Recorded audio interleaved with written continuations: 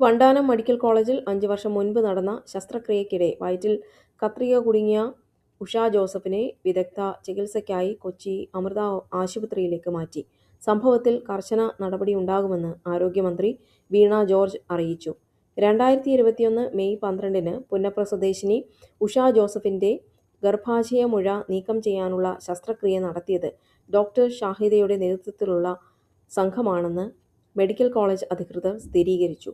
5 വർഷത്തിന് ശേഷം ഉഷയുടെ വയറ്റിൽ ആർട്ടറി ഫോസെപ്സ് കണ്ടെത്തിയതിനെ തുടർന്ന് ഇത് വലിയ വിവാദമായി. അന്നത്തെ ശസ്ത്രക്രിയയ്ക്ക് നേതൃത്വം നൽകിയത് ഡോക്ടർ ലളിതാംബികയുടെ യൂണിറ്റിലെ അസിസ്റ്റന്റ് പ്രൊഫസറായിരുന്ന ഡോക്ടർ ഷാഹിദയാണെന്ന് ആലപ്പുഴ മെഡിക്കൽ കോളേജ് പ്രിൻസിപ്പൽ അറിയിച്ചു. അന്ന് ശസ്ത്രക്രിയ നടത്തിയത് താനാണോ എന്ന് ഓർമ്മയില്ലെന്നും, എന്നാൽ കേസ് ഷീറ്റിൽ തന്റെ പേരുണ്ടെങ്കിൽ ശസ്ത്രക്രിയ നടത്തിയത് താൻ തന്നെയാകുമെന്നും ഡോക്ടർ ഷാഹിദ മാധ്യമങ്ങളോട് പറഞ്ഞു. കോവിഡ് കാലത്തെ അമിത ജോലിഭാരവും ശസ്ത്രക്രിയാ തിയേറ്ററുകളിലെ നഴ്സുമാരുടെ കുറവുമാണ് ഇത്തരം വീഴ്ചകളിലേക്ക് നയിക്കുന്നത് എന്ന് അവർ ചൂണ്ടിക്കാട്ടി.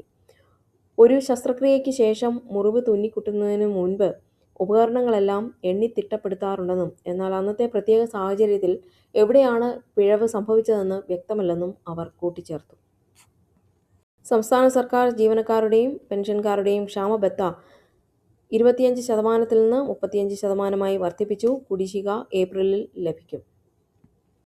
കേരളത്തിലെ വോട്ടർ പട്ടികയുടെ പ്രത്യേക തീവ്ര പരിഷ്കരണ നടപടികൾ പൂർത്തിയായി. പുതിയ പട്ടിക പ്രകാരം സംസ്ഥാനത്ത് 2.69 കോടി വോട്ടർമാരുണ്ട്.